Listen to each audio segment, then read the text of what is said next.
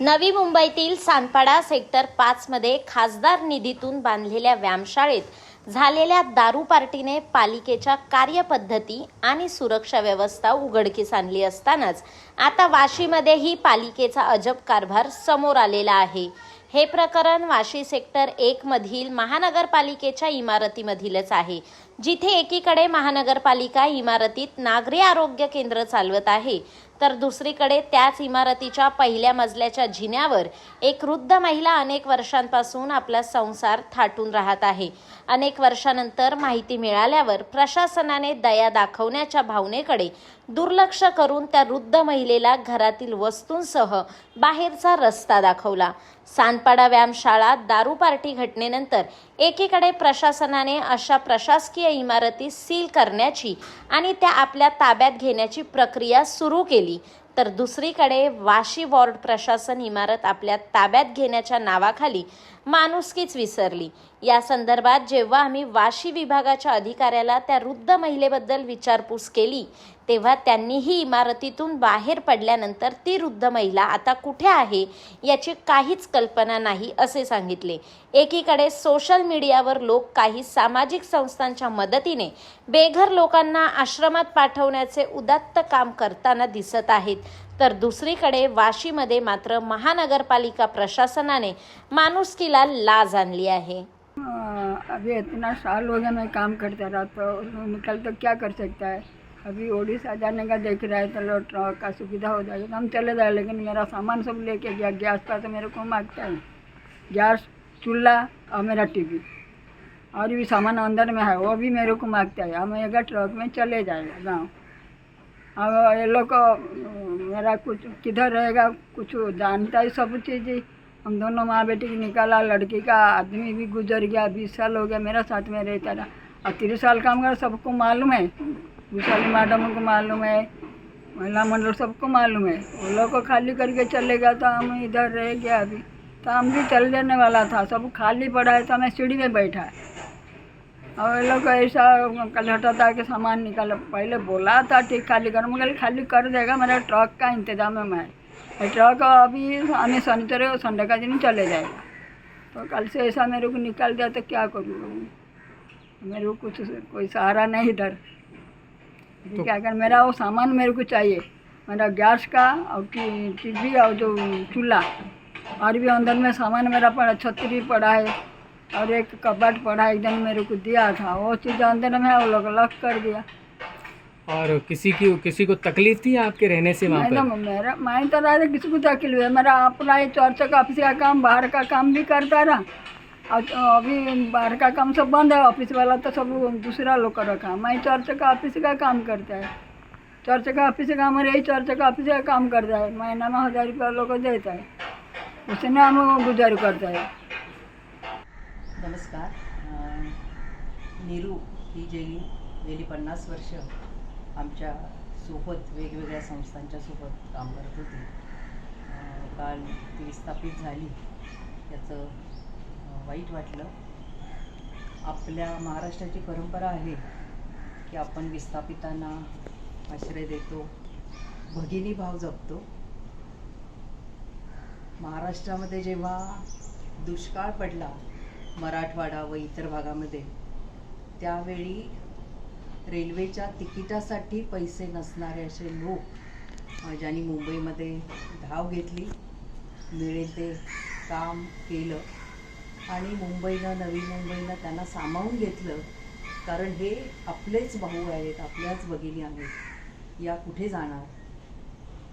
आणि आज नीरू, थोडीशी पार्श्वभूमी सांगायची झाली तर 1976 साली सिडको समाज मंदिर, जिथं विविध संस्था काम करत होत्या, सामाजिक सांस्कृतिक, नूतन महिला मंडळ होतं, टाउन लायब्ररी होती, म्युझिक अँड ड्रामा सर्कल होतं, स्त्री मुक्ती संघटना नंतर आली, स्पोर्ट्स क्लब होतं, अशा या सगळ्या संस्था ज्याच्याशी अगदी नॉमिनल भाड्यामध्ये सिडकोनं करार केलेला होता आणि या संस्था अतिशय चांगल्या पद्धतीनं कार्यरत होत्या।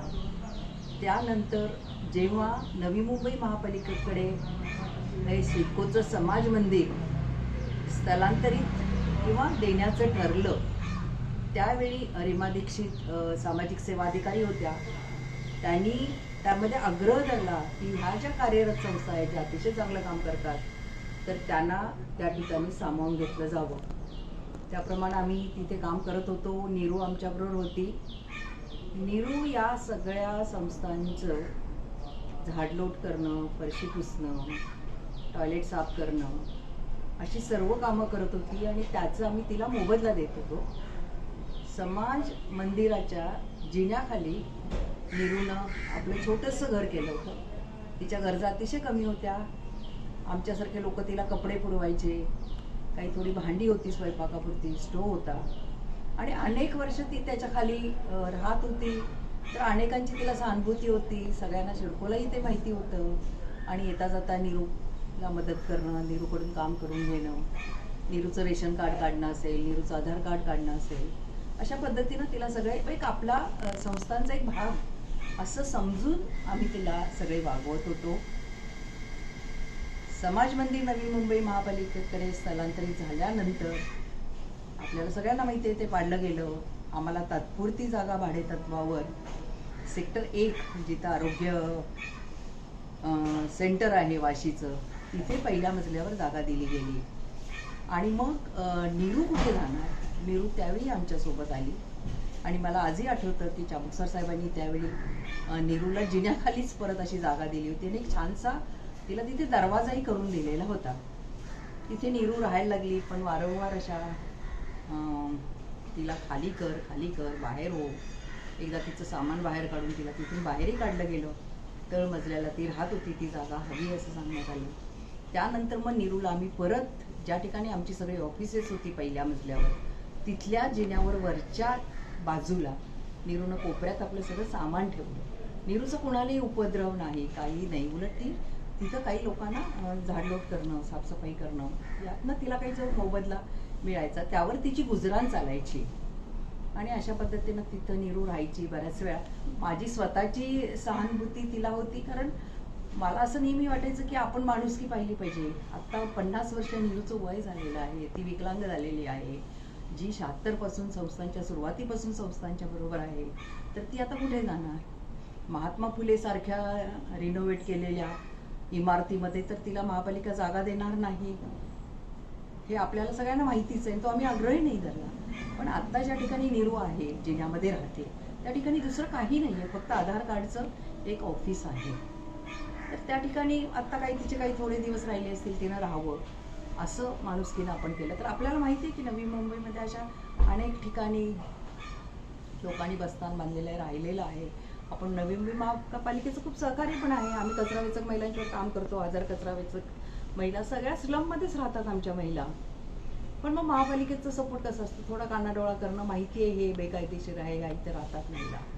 मला स्वतःला असं वाटतं की नीरूंना तिथं राहणं, पण तिला पर्याय जर आपण काही दिला राहण्याचा, तिचं हे केलं.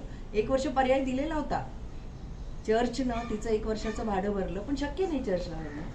तर मला शेवट करताना एवढंच म्हणायचं आहे की आपण नीरूचं वय झालेलं आहे, ती आता विकलांग झालेली आहे, तिला जायला कुठे, तिला मागे पुढे कोणीही नातेवाईक नाही आहे.